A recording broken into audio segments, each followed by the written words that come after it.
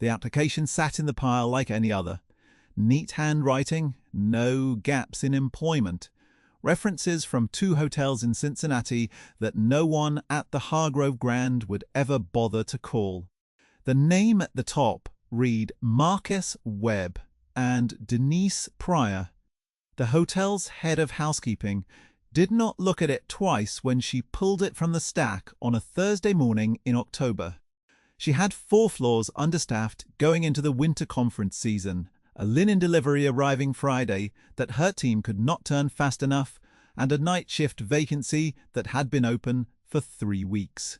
Marcus Webb had experience. Marcus Webb was available immediately. Marcus Webb, whoever he was, would do. She called him at 11. He answered on the second ring.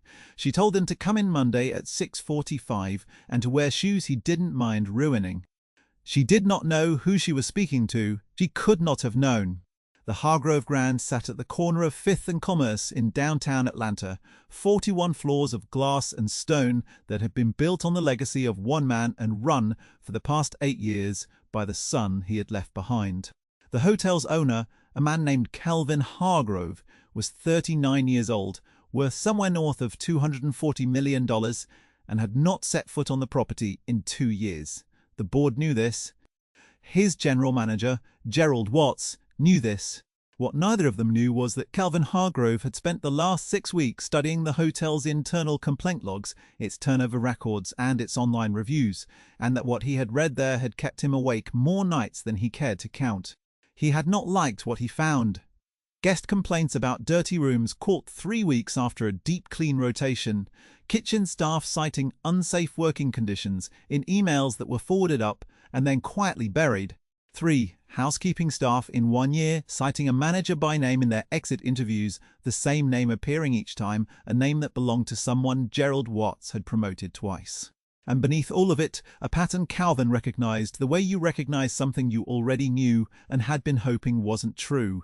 A hotel coasting on its name, managed by people who had forgotten that the name meant something because the man whose name it was had stayed away too long. He could have sent an auditor. He had one on retainer. He had sent himself instead. The fake name had been straightforward enough to arrange. His attorney had flagged 2 items in the liability column and then drafted the paperwork anyway, because Calvin's attorney had been doing this long enough to understand that when Calvin made up his mind about something, the conversation that followed was not about whether, but about how carefully. The legal exposure was manageable. The alternative, walking into his own hotel as its owner, would produce a performance. Every manager would stand up straighter. Every supply room would be swept the night before. Every grievance would be temporarily misplaced. He did not want a performance. He wanted to see what the Hargrove Grand looked like at 2 in the morning when no one who mattered was watching. He had expected to learn something about the hotel. He had not expected Denise Pryor. She met him in the service entrance on his first morning, a Monday at 6:45. She was 42 years old, lean and steady in the way of someone who had spent 2 decades on her feet, and she wore her grey housekeeping supervisor's uniform with a posture that had nothing to do with authority granted from above and everything to do with a person who had stopped needing external confirmation of what she already knew about herself. Her hair was pulled back in a tight natural bun, and she carried a worn, laminated orientation packet that she had clearly used 100 times. Because the corners had gone soft from handling and the print on the front cover had begun to fade at the fold, she handed it to him without ceremony. "You read this tonight before your next shift," she said. "I don't run orientation twice. If you have questions after you read it, come find me in the morning. If you have questions you should have asked before you took the job, keep them to yourself until you figure out the answers." He almost smiled. He did not. "Yes, ma'am," he said. She looked at him for a moment. The way experienced people look at new hires, assessing the gap between what a resume says and what a pair of hands can actually do. It was a specific kind of look, economical and unhurried, the look of someone who had been wrong about new hires before and had decided that the cost of being wrong was not worth the energy of optimism. "You've done this work before?" she said. It was not a question. "A long time ago," he said. "My mother cleaned rooms. I helped her on weekends." Denise said nothing to that. She simply handed him a and pointed him toward the 14th floor. He would think about that first morning for a long time afterward, the way she had heard what he said about his mother, and neither softened nor hardened, simply filed it and moved on. She was not a woman who read sentiment into information. She was a woman who read information. His mother had cleaned rooms. That part was true. Evelyn Hargrove had worked housekeeping at a motor lodge outside Memphis for 11 years, while Calvin's father built the first Hargrove property from a single-story motel into something that required a proper general manager. Calvin had helped her on Saturdays. He had been 10 years old the first time she showed him how to strip a bed fast, folding the corners so the linen came off in one motion rather than three, and he had been 12 when she explained why. You always checked behind the headboard. Not because guests left things there on purpose, but because that was where the room told you the truth about how it had been cleaned the last time. His father had built the hotels. His mother had taught him what a hotel room actually was. He had not thought about that in years. On the 14th floor, he worked. He worked the way Denise had shown him on a brief walk through that first morning, methodically and without shortcuts, starting at the far end of the corridor and moving toward the elevator so that his cart never blocked a guest's exit. He stripped beds and remade them to the specification in the orientation packet, which was tighter than he had expected and which he realized within the first 2 rooms was Denise's specification, rather than anything he had seen in the hotel's printed standards manual. She had written more care into that worn laminated packet than the official document contained. What he found in those rooms over the first 3 days told him everything the complaint logs had suggested and more. A ventilation duct above room 1408 that bore a thin grey film that could not have accumulated over days. A grout line in the bathroom of 1412 that had been bleached but not replaced. A surface fix applied to a structural problem that would return within the month. A mattress in 1419 that showed the particular sag of a piece of furniture that had been turned and turned again past the point where turning helped, which he flagged on the internal maintenance form and which, by his 3rd shift, had still not been replaced. The form had gone somewhere, he did not know where. He filed the forms. He watched them go. He was beginning to understand the shape of the problem, and the shape was not what he had expected when he had pulled up the complaint logs in his home office 6 weeks ago and started reading. The problem was not laziness. The women and the 2 men who moved those carts across the 14th floor day after day, who showed up before 7 and stayed past their scheduled end because the rooms were not finished. Who ate lunch standing in the supply corridor because there was nowhere else to sit and the break room was shared with a department that had somehow claimed the only table.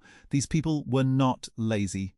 They were managed badly, supplied inconsistently, and overseen by a man named Terence Cole, who appeared on their floor roughly twice a shift to check that nothing visible had gone wrong and otherwise left them to make decisions that should have been made by someone with the authority and the information to make them well.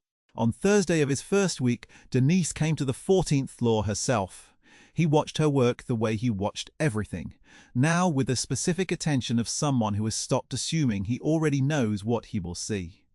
She moved through room 1406 with a precision that had the quality of something long practiced and never loosened, reading each surface not for what it looked like but for what it meant, running a fingertip along the baseboard behind the radiator, checking the seal on the bathroom fixture where the tile met the tub, opening the closet to verify the hangers were uniformly spaced and that the spare blanket was folded with its seam facing in. She was not inspecting to find fault. She was inspecting because that was what the job required, and she did the job as if the person who would sleep in that room mattered whether they were a conference attendee on a corporate rate or someone who had saved for a year to afford the room. She finished 1406 and moved to the doorway. "You're quiet," she said, not looking at him.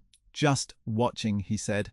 "Why?" He considered the honest answer and chose the true part of it, trying to learn the standard. She looked at him, then that same assessing look from the first morning. "The standard in this building," she said, "is whatever I can hold with the people I have and the supplies they give me. That is not the standard I set. That is the standard they fund." She paused. "We are short 2 industrial steam cleaners. I have been requesting replacements since August. I have been told twice it is in the budget review. "It is November." She left the room without waiting for a response. He stood there for a moment in 1406, the bed finished and the closet closed and the window showing the city in flat, early morning light, and he did the arithmetic he had done 100 times in other contexts, the straightforward kind, the kind where the numbers told you exactly what a decision had cost. 2 industrial steam cleaners, commercial grade, $1,200 to $1,500 each, against a property that charged $340 a night for a standard room, more for anything facing the skyline, far more for the executive suites, against a property that bore the name Hargrove on its entrance in letters that were lit at night and visible from the bridge. He picked up his cart and moved to 1407. That evening he called his assistant, a young man named David Park, from a number that could not be traced to him. He kept his voice level and said 4 things. He said he needed the last 3 years of Hargrove Grand Maintenance requisitions, organized by department. He said he needed Watts's written performance evaluations for Terence Cole, all of them going back to Cole's first promotion. He said he needed the last full payroll audit for the housekeeping department, specifically the comparison between housekeeping salaries and the median for comparable Atlanta properties. And he said he needed to know who had signed off on the budget reduction that cut the equipment line in the housekeeping supply order from the prior fiscal year, because somewhere in this building someone had decided that the people cleaning the rooms could make do with less, and he wanted to know whose name was on that. David said he would have it by morning. Calvin said not to call unless something was on fire. He lay in the dark of his apartment that night and thought about the ventilation duct in 1408 and the form that had gone nowhere and the 2 steam cleaners that had been in a budget review since August. And he thought, not for the first time, about what it felt like to hold a standard in a building that had stopped funding the standard. He had held standards of a different kind in his own career, standards of conduct and quality, and the treatment of people who worked for him, and he knew what it cost to hold them when the environment pushed back. He did not know what it cost to hold them for 10 years in a corridor under fluorescent lights while the equipment wore out around you and the requests went unanswered and the managers above you promoted the people who made the problem worse. He thought he was beginning to know. He did not sleep well. The second week brought the linen crisis, which arrived on a Friday morning as the weekly delivery came in, short by approximately 60 units. Because someone in procurement had transposed 2 digits in a supply order and which Denise absorbed without visible distress. Standing in the receiving dock with the delivery manifest in one hand and her floor rotation schedule in the other, doing the arithmetic in her head. He watched her redistribute the morning assignments so that the shortfall would fall heaviest on the rooms that had the longest time before their next scheduled occupancy, which meant guest-facing floors would not feel it. Which meant 60 guests at the Hargrove Grand that weekend would sleep in rooms that had been properly turned and would not know that the woman who had made that possible had arrived before 6 in the morning and rearranged her entire team's day in the time it took to sign the delivery receipt. She did not mention it afterward. She simply moved to the next thing. Calvin found he had no language for what he was watching that was adequate to it. He had managed operations at a scale most people never touched. He understood logistics. He understood the kind of problem-solving that happened under pressure when the variables shifted without warning. But there was something specific to what Denise did that did not map cleanly onto the operational thinking he was used to, because what she was managing was not only a logistical problem, but a human one. The particular challenge of keeping a team's morale level when the building they worked in kept finding new ways to make their work harder. And doing it without false reassurance and without visible frustration, simply by modeling the thing she needed them to do, which was to absorb the next problem and solve it and move on. On the Friday afternoon, Cole came to the 14th floor. Calvin was in the supply corridor between rooms, restocking his cart with fresh linen, when he heard Cole's voice down the hallway, that specific conversational register of someone accustomed to minor authority, the tone that arrives at a decision and states it without consulting the room. Cole was standing near room 1403 speaking to Rosa Mendez, who had been cleaning rooms at the Hargrove Grand for 9 years and who Calvin had established in his first 2 weeks as the most efficient member of the floor staff by a margin that was measurable and significant. Rosa could turn a double room in 22 minutes, which was 3 minutes faster than the standard the orientation packet specified. She had shown him 2 of the techniques she used on his 4th day without being asked and without making a production of it, simply demonstrating, because she had noticed he was slower than he needed to be at the closet check. Cole was telling Rosa that her cart was improperly loaded. Calvin paused where he was and looked down the corridor. The cart was not improperly loaded. He had been working from the same loading configuration for 2 weeks because Denise had shown it to him on the first morning as the correct configuration for this floor's room layout, and Rosa's cart matched it exactly. The placement Cole was pointing at. The stacking order of the clean linen on the upper shelf was the correct placement. Changing it to the arrangement Cole was now describing would require Rosa to reach across the cart rather than down from it, which would cost her roughly 4 seconds per room entry, and, across a full shift on this floor, something between 20 and 30 minutes. Rosa did not say any of this. She adjusted the cart the way Cole indicated, her face composed, and said, "Yes, sir," in the voice of a woman who had made a calculation long ago about what it cost to be right in this particular building versus what it cost to comply and move forward with her day. Cole nodded, apparently satisfied, and moved down the corridor toward the elevator. Calvin stood with his cart in the supply alcove and listened to the elevator arrive and depart. He was aware of the version of this moment in which he said something. He was aware that he had the authority, standing in that corridor in that uniform, to say something that would carry weight he could not yet deploy, and that saying it would show a hand he was not ready to show. He was also aware that the discipline of not saying it was costing him something, a small and specific kind of erosion that he suspected Rosa had been absorbing in quantities he could not fully measure for 9 years. He let Cole's absence settle into the corridor, and he pushed his cart toward 1407. And he added a note to the private record he had been building in his head, the record that was growing longer every shift. He filed the written note to David's folder that evening. In the 3rd week, he learned about the grievance, and he did not learn it the way he had expected to learn things in this building, which was from documents. He learned it the way information travels in places where the people doing the work understand that certain subjects are only safe to approach sideways. A fragment of conversation between Rosa and Kim, the morning lead on the 12th floor near the elevator bank. On a Tuesday morning, a conversation that closed cleanly when Calvin came within hearing range the way conversations do when a new hire is not yet fully trusted. A name offered once and not repeated, a woman who had worked on this floor 8 months ago. The specific quiet that followed the name, he had seen that name in the exit interview files. He had noted it then without fully understanding what he was noting. That evening he asked David for the full grievance file associated with that name. What David sent him the next morning was not a full file. It was 3 pages of a proceeding that appeared from its own internal references to run to 11. The remaining 8 pages had been archived in a restricted subfolder that required Watts's direct credentials to access, and which David, who had Calvin's authorization for a significant range of administrative access, did not have. Calvin read the 3 pages he had twice. He thought for a long time.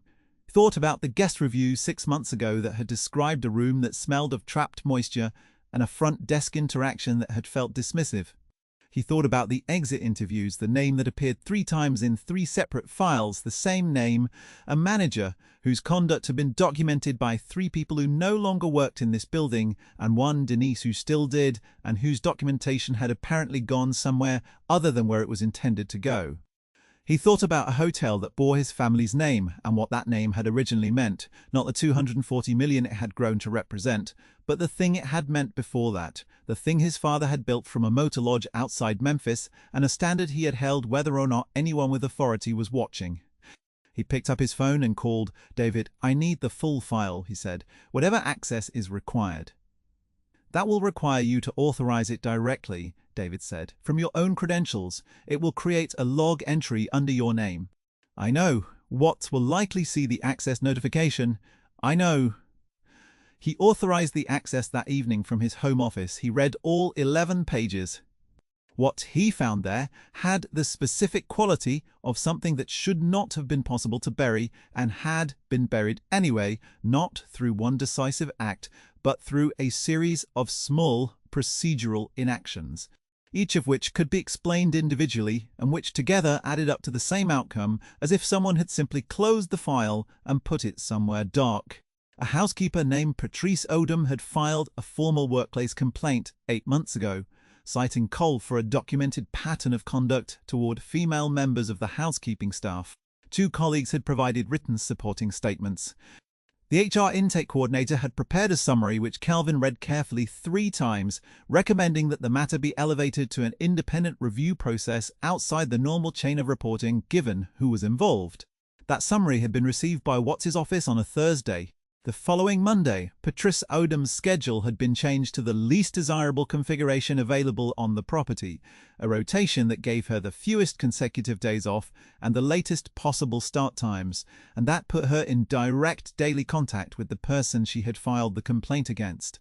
6 weeks after the schedule change, Patrice had resigned. The independent review had never been opened. Calvin sat in his home office for a long time after he finished reading. The city moved outside his window, and he did not look at it. He thought about Denise, who Calvin was now certain had known about the grievance from its inception and who had managed a flaw in the month that followed where one of her staff had done exactly what the process said to do and had been punished for it and had left. And who had absorbed that outcome the way she absorbed every other structural failure in this building. By redistributing the weight across the people she still had and continuing to hold the standard herself because the standard was what she had and setting it down was not something she was able to do. He wondered what it had cost her to stay. He decided he wanted to find out. The following Monday, Calvin came back to the 14th floor at 6:45. And this time he wore his own suit. It was a strange thing, the suit in that corridor. He had spent 3 weeks moving through those service halls in grey uniform and rubber-soled shoes, and the suit felt overdressed in a specific, uncomfortable way that he understood was the correct discomfort. This was what the building looked like from his side. This was the visual language of authority arriving where it had not been expected. Denise was in the corridor reviewing the week's room turn schedule with Rosa. She did not look up when he turned the corner. He said, "Mrs. Pryor." She looked up. She took in the suit. Her face did not change. "There's something I need to tell you," he said, "and I'd like you to hear it from me first, before anyone else in this building has the opportunity to characterize it."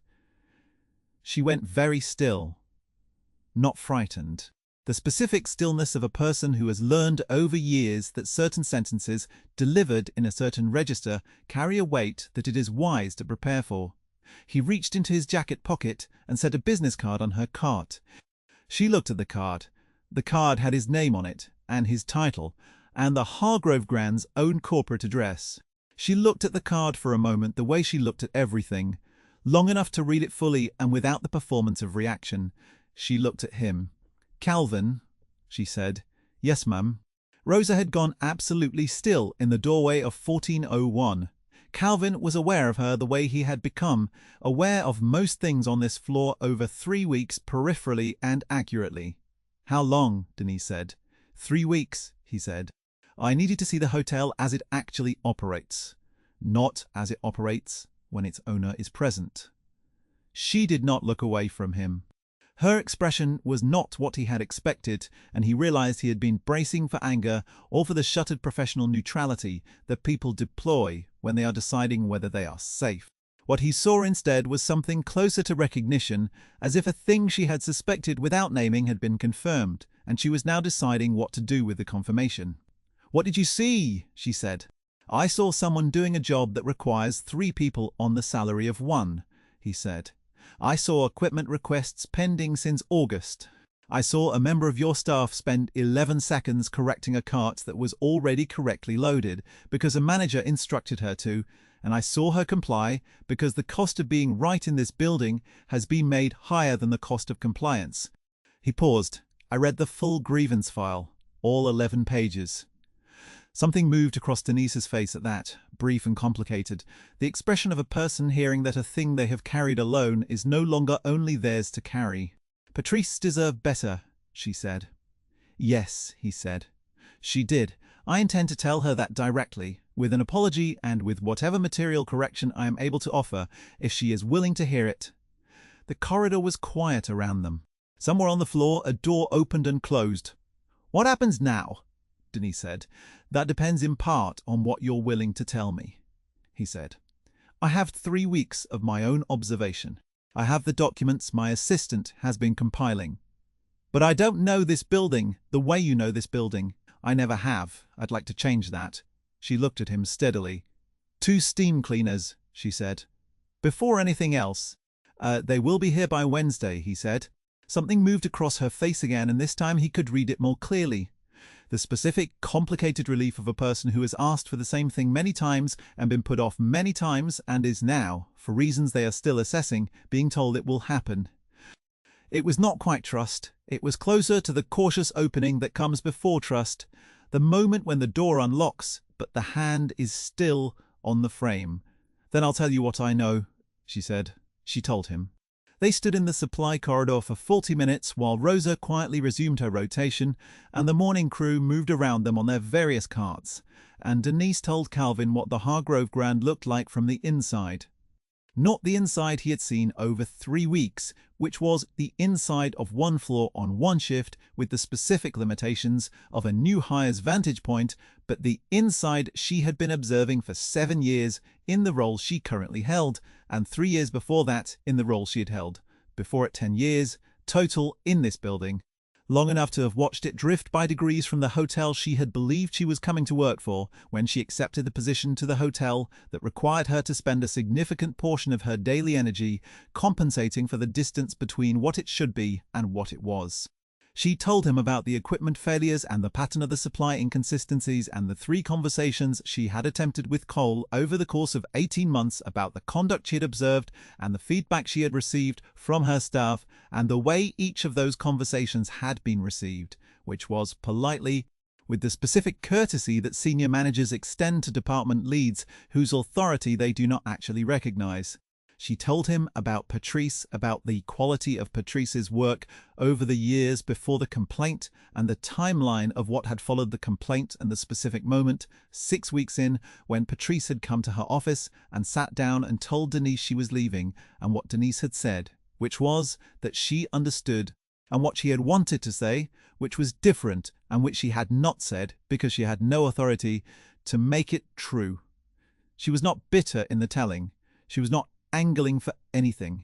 She was delivering information the way she delivered information about supply shortages, with the same level precision, because information was what was being asked for, and delivering it accurately was what the situation required. When she reached the end of what she knew, she stopped. "Thank you," Calvin said. "What happens to my team?" she said. "Nothing bad happens to your team," he said. "That is a promise I am making to you now and intend to be held to." She looked at him the way she had looked at him on the first morning in the service entrance, assessing the gap. "People in your position make promises," she said. "Some of them they keep because it is easy. Some of them they keep because there is someone watching. I have been in this building for 10 years, and I have seen a great number of promises made by people in positions like yours." "I know," he said. "I understand why you need more than a promise. I intend to earn what a promise from me should mean." She held his gaze for a moment, one of those long considered looks that she applied to new situations and new information, and then she nodded, a single, precise movement, and turned back to her schedule. He let her work. By the end of that week, Watts had been called to Calvin's attorney's office for a meeting that lasted 2 hours and 40 minutes. Cole had been placed on administrative leave pending an independent review of his conduct that Calvin had engaged a firm outside the hotel's existing HR structure to conduct. The restricted archive that had held the back 8 pages of Patrice's grievance file had been opened and its contents provided to the independent firm. The HR coordinator who had drafted the original escalation recommendation had been located in her current role at another company and asked, with her consent, to provide a full account of how her recommendation had been received and what had followed. The steam cleaners arrived on Wednesday as Calvin had promised. He knew about the arrival because Denise sent him a text at 7:43 in the morning. 2 words. Equipment received. He kept that message. On Thursday morning, he came back to the 14th floor, not as Marcus Webb and not as someone arriving to inspect, but simply as the person responsible for the building arriving at the floor where he had spent 3 weeks learning what he had needed to learn, because there was a conversation he needed to have with Denise that he had been thinking about since he read the 11 pages, and having it in a formal setting would make it formal when what he needed it to be was honest. He found her in the supply room reviewing inventory. He knocked on the open door frame. She set down her clipboard. "I'd like to offer you a position," he said, "Director of Hotel Operations, Hargrove Grand. The salary will be set at a figure that reflects the work you have been doing, not the title you have been given. You will have full authority over housekeeping operations, maintenance scheduling, vendor supply contracts, and direct reporting access to me on anything you believe requires my attention. No intermediate layer between you and the decision." Denise was quiet for a moment. "I've been asking for steam cleaners since August," she said. "I know. I've been asking for a payroll adjustment for my senior housekeeping staff for longer than that, Rosa in particular. That will be corrected this week, retroactively, to the start of the quarter." She looked at him. The supply room was small and lit by a single fluorescent fixture, and the sounds of the morning crew moving in the corridor came through the open door behind him. "I want Patrice contacted," she said. "Not by HR, not by an attorney, by you directly. With an apology that means what an apology is supposed to mean. That call has already been arranged," he said. "Patrice has agreed to speak with me. The conversation will happen this week. And I want the independent review to have whatever access it needs," she said. "Whatever files, whatever people, no restricted folders, already in place." She looked at him a moment longer. "Then I'll take the position," she said, "on the condition that you understand I am going to tell you things you don't want to hear, regularly, for as long as I hold this role, because this building has a significant amount of ground to recover, and I am not willing to pretend otherwise to make anyone comfortable, including you. That is specifically why I want you in the role," he said. She held out her hand. He shook it.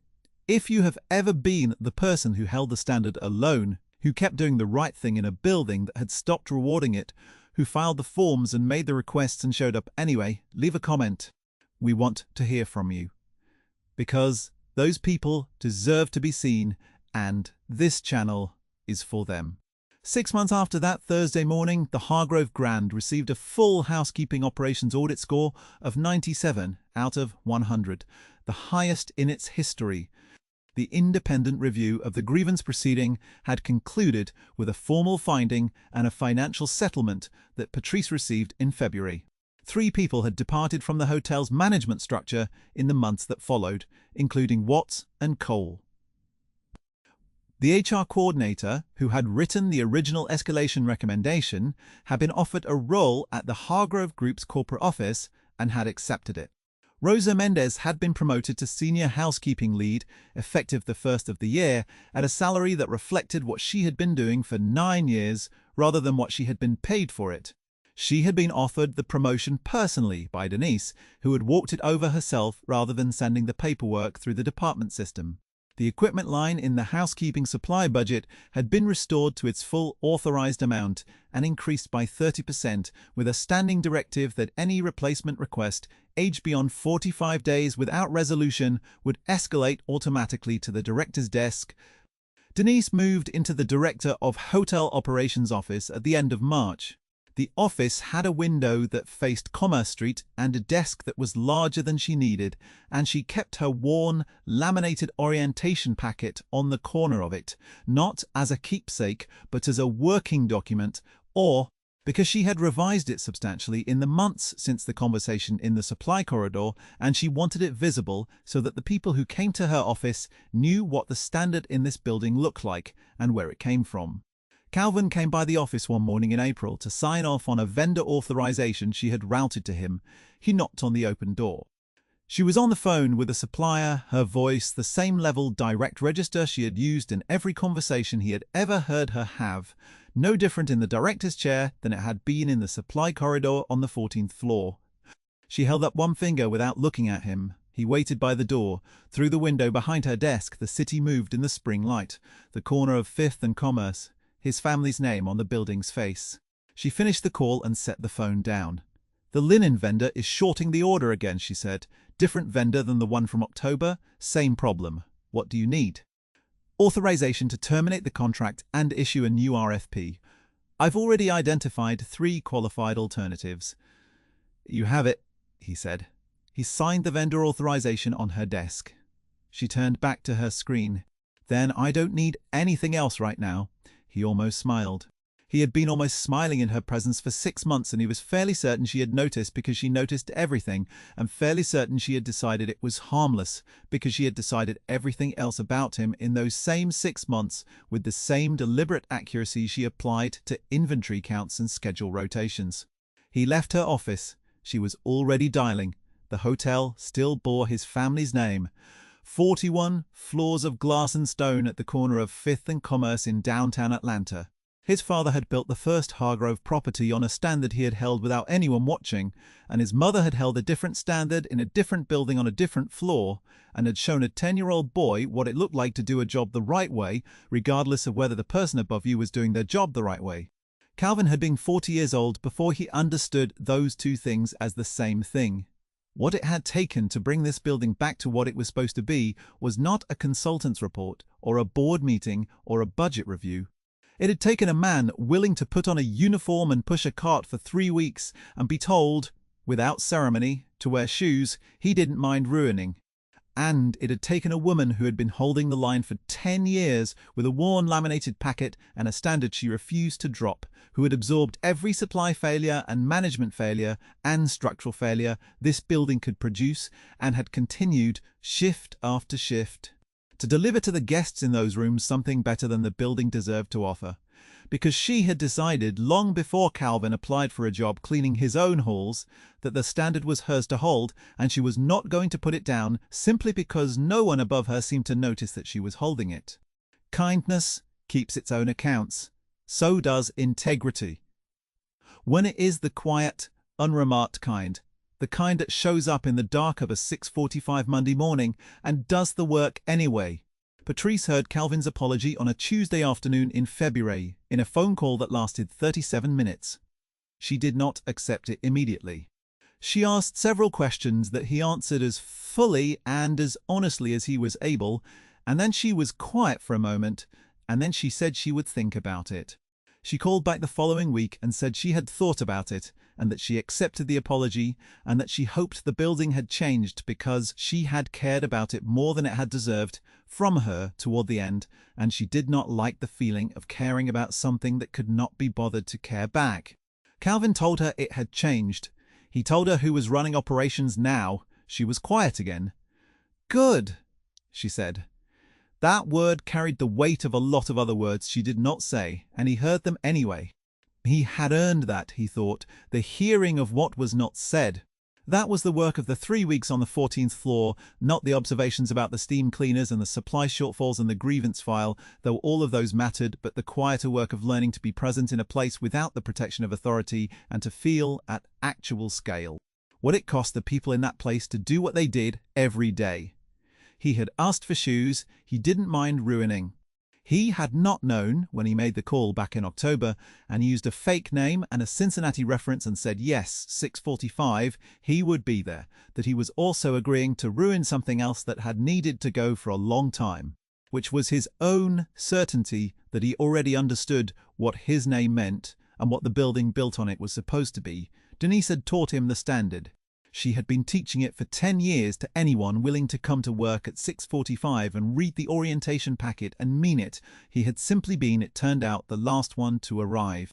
If this story stayed with you, share it with someone who deserves to hear it.